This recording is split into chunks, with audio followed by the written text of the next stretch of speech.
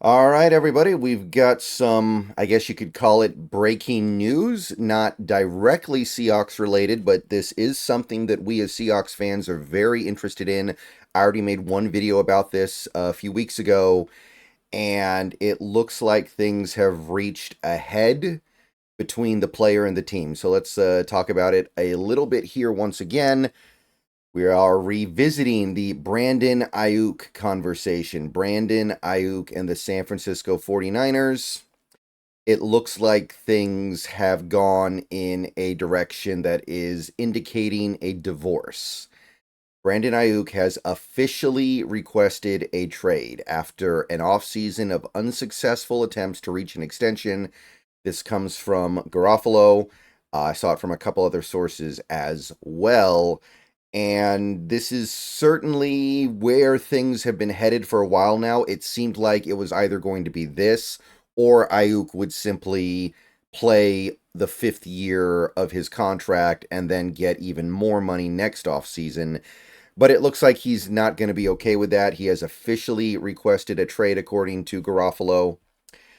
Um, I I personally, and I understand that there are people who are on both sides of this conversation. I understand that there are some Seahawks fans that wanted the Niners to pay Aiyuk, and I can understand their point of view for sure. But for me personally, this is, as a Seahawks fan, what I wanted. Because I think Brandon Aiyuk is a very, very good player, and he is one of the few players on that offense that is young and upcoming. He is possibly going to get better going into 2024, 2025, even 2026 because he is young, because his ascendance as an elite receiver in this league is relatively recent. I could see him getting better. And you can't say that about most other players on that offense. You certainly can't say it about a guy like Kittle, who is probably closer to the end. You can't say it about a guy like McCaffrey, who's got a lot of mileage on him and is a running back anyway.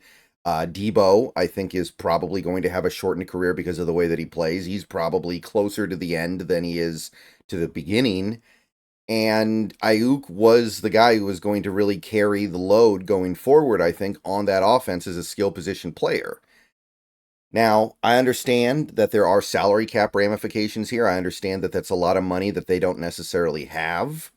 And I understand that they have to think about paying Brock Purdy because at this point I suspect they will need to, or at the very least they're going to choose to when that time comes. But what is Brock Purdy without being surrounded by elite skill position players? So personally, I think that this is the preferred path. If you disagree, feel free to leave a comment below. I know some people were like, oh, let them tie up all their cap in him and then be in complete salary cap, you know what, when it's time to pay Purdy and then they can't afford this and they can't afford that. And okay, yeah, I can get that. But again, one thing that I really want to stress here, we are after the draft. They cannot trade for imminent draft picks. If they trade Brandon Aiyuk for draft picks, which I assume they would have to do, then we are talking about them not being able to cash in those chips until the draft next year. We are 9 months away from them being able to cash in those chips. So I'm looking at this and going, for a team that is trying to win the Super Bowl right now, like if the Niners do not win the Super Bowl this year, it is a failure. That is, I think, kind of a disaster. And I'm really surprised they didn't find a way to make this work. I'm really surprised they didn't just go, well, screw everything else. Forget everything else about the cap. Forget everything else about the future. We are trying to win the Super Bowl right now. Aiyuk makes that much more reasonable to accomplish. So it does surprise me that things have gotten to this point. Of course, it's not over. They still could extend him. They still could decide, you know what, we've changed courses. We've changed course here. We're going to go ahead and give him that extension. Or we're going to convince him to play on the fifth-year option, I guess. He's certainly under no obligation to do that. I don't see how you could motivate him to do that. That's something that players really don't like doing. But it's certainly all possible. But I do think this is a bad thing for the Niners because, again, the goal is to win the Super Bowl right now. Guys like Trent, I didn't even mention Trent Williams before, but Trent Williams is a guy who might literally retire after one more year because he's getting to that age. All right. So Brandon Aiyuk and the San Francisco 49ers look like they're headed towards a divorce. As for where he could get traded, obviously he's been teasing great interest in going to the Commanders. Um, to me, it doesn't really matter where he goes. He's obviously not going to get traded to Seattle, and I seriously doubt he gets traded within the division at all. So it's not like we're going to have to face him twice a year wherever he goes. If he goes to a team like the Commanders, then he's in the conference, but I'm not somebody who really cares that much about stuff like that. Um, if he goes to the AFC, then we won't really have to worry about seeing him hardly ever. But again, it's kind of a thin difference to me. I mean, every team has good players, right? If the Commanders don't have Brandon Aiyuk, then they're going to have other good players on their team. So it's not like, oh, it's Brandon Aiyuk or they have to run in guys off the street. And it's not like I'm worried about the once every, 2 years on average that we have to play the Commanders. Like, that doesn't make much sense to me.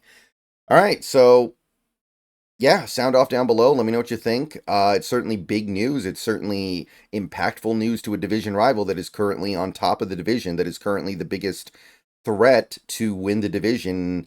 And I think a lot of people would say that even if they don't keep Aiyuk, they might still be favorites to go back to the Super Bowl from the NFC because they are still that good of a team.